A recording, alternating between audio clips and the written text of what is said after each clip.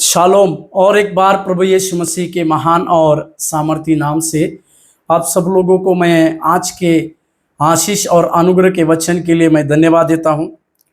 यूहन्ना रचित सुसमाचार उसके दूसरे अध्याय और उसके पहले वचन की ओर अपने ध्यान को हम आकर्षित करें। यूहन्ना रचित सुसमाचार उसके दूसरे अध्याय के पहले वचन। फिर तीसरे दिन गलील के काना में किसी का विवाह था और यीशु की माता भी वहां थी। यीशु मसीह का पहला चमत्कार के रूप में हम इस बात को जो काना शहर में जो पहला आश्चर्यकर्म प्रभु की ओर से किया गया, उस पहले आश्चर्यकर्म को हम यहाँ पर देखते हैं। पानी का दाखरस बनाने के बारे में हम देखते हैं, परंतु यहाँ पर देखा जाए तो उन दिनों में 7 दिन तक विवाह होते थे। 7 दिन तक लगातार विवाह की रस्म होती थी। उसी में से तीसरे दिन, मतलब तीसरा दिन जो था उस विवाह का, वो था उसमें गलील के काना नगर में एक विवाह था। गलील के काना नगर में एक विवाह था। बाइबल कई प्रकार की पूर्तता यहाँ पर करती है कि किस जगह पे विवाह था और परमेश्वर प्रभु यीशु मसीह ने किस प्रकार से अपने आश्चर्य कर्मों के ऊपर जोर दिया।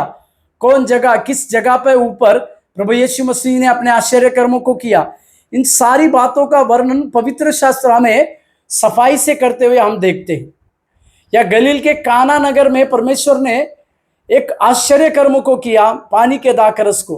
परंतु उस आश्चर्य कर्म से पहले एक बात को एक जानने की आवश्यकता है कि ये जो परिवार जो था, जिनके घर में विवाह था, वे यीशु और उनके परिवार से प्रेम करने वाले थे।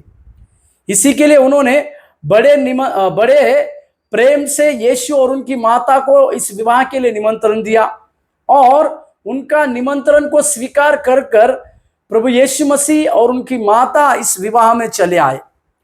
मेरे प्यारों, कई एक प्रकार की बातों को जब हम इस विवाह के इस अध्याय में देखते हैं, उसमें सबसे बड़ी बात यहां पर मैं कहना चाहता हूं, जिस जगह में प्रभु यीशु मसीह मौजूद होते हैं, उस जगह की कमी घटी को भरपूरी में परमेश्वर बदलते हैं।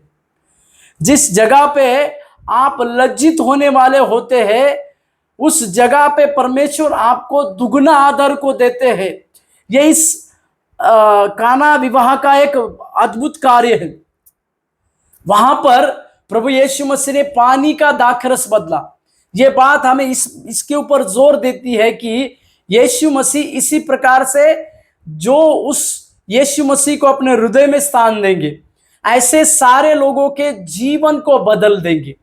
जब हम मसीह यीशु को अपने हृदय में लेंगे, उनके उद्धार की बातों को स्वीकारेंगे, तो उसी तरह से परमेश्वर एक साधारण पानी, जिसकी किसी भी प्रकार की वैल्यू नहीं थी, परंतु उस पानी का दाखरस बनाने के बाद उसकी वैल्यू, उसका वैल्यू जिस प्रकार से बहुतायत से बढ़ गई, उसी प्रकार से जब हम उद्धार को यीशु मसीह के द्वारा पाते हैं, तो ना केवल हमारे जीवन बदलता है, परंतु हमारी वैल्यू भी प्रभु यीशु मसीह में और बढ़ती जाती है।